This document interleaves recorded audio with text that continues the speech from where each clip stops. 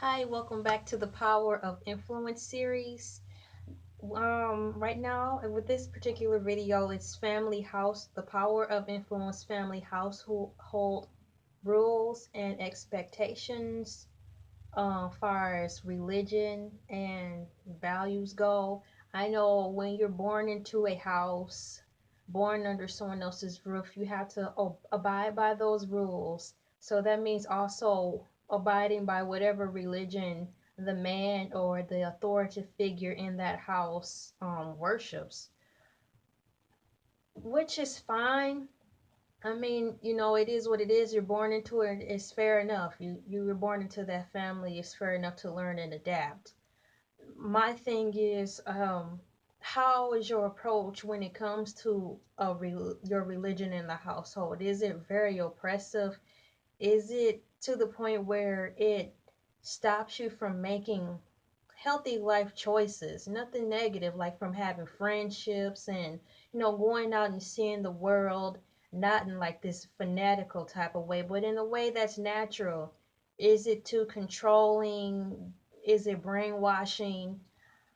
Things of that nature. It's great for any person, any child, to have some type of foundation, be it whatever religion that it is, because they need to use that as a gauge to go out into the world to, help better find themselves, help the child to, um, just have a balance of identity of what they like, what they don't like, what they would rather do, what they would not do. So it's good to have some type of belief factor, but when it becomes oppressive and it start affecting like the child or the family or whoever you are that's watching this video, if it's still doing that, tell me what you feel about that, because that's also influencing.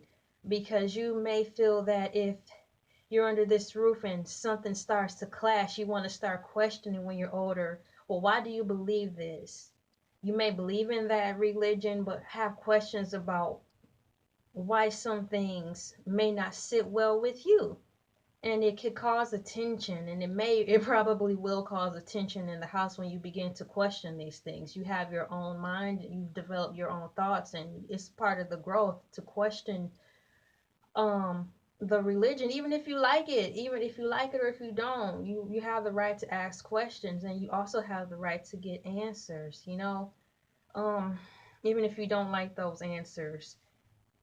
The tension can build, so that causes an influence in the family, because you may not want to rock the boat, you may not be ready to move, but it could come to a point in life where you're living under someone's roof and you begin to ask questions, or you may doubt or just wonder how things connect with how this religion is supposed to shape you. You might grow up to a point and realize this isn't benefiting me. Not saying that I'm only practicing a certain religion because I want to get something. No, benefiting you in the way of morals, just feeling good, like you're giving back, like you're contributing, like you're a part of something. When those questions start to happen, the influences over you can cause you to either be quiet because you don't want to get kicked out of your house or your apartment, or if you're like living with friends or something. So you kind of have this tension and you begin to walk on eggshells until you develop a way to maybe come and approach the person or go out somewhere and find your answers from us, the people who have the same practice or religion as you. Family household rules and expectations, that kind of ties in, but you really don't really start noticing how religion plays in a household once you start wanting to do other things, or you have friends, you develop friends and you realize maybe this religion is taking you away from them, or you're finding yourself more at the mosque or at the church or whatever religion you have, in these meetings pertaining to that all the time, and you don't understand why it's taking up so much time. And it's things of that nature where religion can influence whether or not you have friends, or where you associate yourself, or where you work, or dictates how you dress, or what music you listen to, or how many times you have to pray. um knowing your place if you're a female, knowing your place if you're a male, what things you have to learn or expect to have been taught by a certain age based on religions and expectations within the household. Religion and all that stuff you can say being vague is fine, but sometimes the trouble happens when it's brought back into the house and the overseer is just like, no, this is this way, is that way. That's a big influence because it can scare you, make you confused. So what I want to say now, having kind of explained it and broken it down to the best of my ability at this time in my life, family household rules and expectations when it comes to religion, not on this goes to anybody, no matter what religion. If you're at a point in your life and you're starting to question why some of these rules apply, don't look at it as you're doubting yourself or the religion.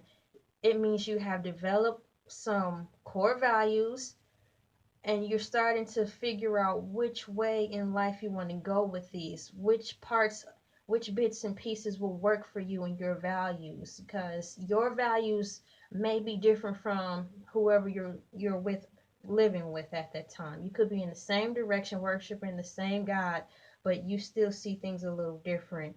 um it's okay to question. You may have to be careful in how you approach to ask these questions.